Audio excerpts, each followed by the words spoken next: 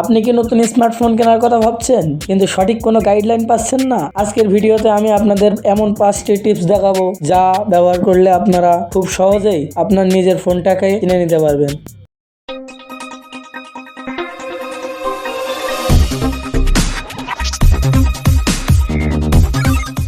শুধুমাত্র ওই ডিজাইন দেখে ফোন কেনা।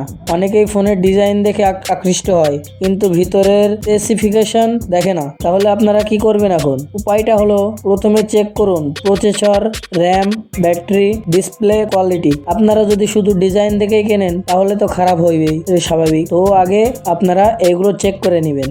ক্যামেরার মেগাপিক্সেল নিয়ে ভুল ধারণা। লোকে মনে করে যে যত ক্যামেরার মেগাপিক্সেল বেশি হবে তত মনে হয় ক্যামেরাটা ভালো হবে, কিন্তু এটা ভুল। 108 মেগাপিক্সেল ক্যামেরাই যে আসলে ভালো হবে তার কোনো গ্যারান্টি নেই। ক্যামেরার কোয়ালিটি নির্ভর করে সেন্সর, লেন্স, সফটওয়্যার, প্রসেসরের উপর। ক্যামেরার স্যাম্পল দেখে নিন এবং রিভিউ চেক করুন। আপনারা ইউটিউবে সার্চ দিলে অনেক রিভিউ পাবেন, সেটা দেখে নিন। প্রসেসর না দেখে কেনা। আমরা সবাই কি করি, ফোনের লুকিং দেখি, দ্বিতীয়ত র্যাম রোম এইগুলোই দেখে আমরা নেই। কিন্তু বেশিরভাগ লোকেই কি করে, বেশিরভাগ মানুষ ভুল করে একটাই কারণ, সেটা প্রসেসর না দেখে কেনা। শুধু র্যাম বেশি থাকলে পারফরম্যান্স ভালো থাকে না। গেমিং, মাল্টিটাস্কিং বা নর্মাল ইউজার যারা আছেন, আপনাদের ইউজ অনুযায়ী একটি ভালো মানের প্রসেসর ব্যবহার করুন। যেমন স্ন্যাপড্রাগন, মিডিয়াটেক, এক্সিনস, কোন প্রসেসর ভালো হবে দেখে নিন।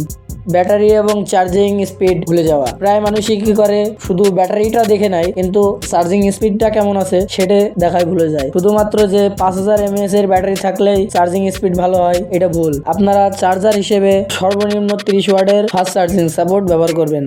সফটওয়্যার ও আপডেট সাপোর্ট না পাওয়া। অনেক ফোন 1 থেকে 2 বছরের বেশি আপডেট দেয় না, ফলে ফোন খুব দ্রুত পুরনো হয়ে যায়। আপনি সর্বনিম্ন কমপক্ষে 3 থেকে 4 বছরের সফটওয়্যার আপডেট পাই এমন ফোন বেছে নিন। এই ভুলগুলো না করলে আপনি খুব সহজেই আপনার বাজেটের মধ্যে সেরা স্মার্টফোন বেছে নিতে পারবেন। আর আমাদের চ্যানেলে নতুন যদি এসে থাকেন তাহলে লাইক, কমেন্ট, শেয়ার করে দিবেন। আর নতুন নতুন টেক আপডেট পেতে বিকে টেক জোন চ্যানেলটিকে সাবস্ক্রাইব করে নেবেন। দেখা হবে পরের কোনো একটি ভিডিওতে। ততক্ষণে আপনারা সবাই ভালো থাকবেন। ধন্যবাদ।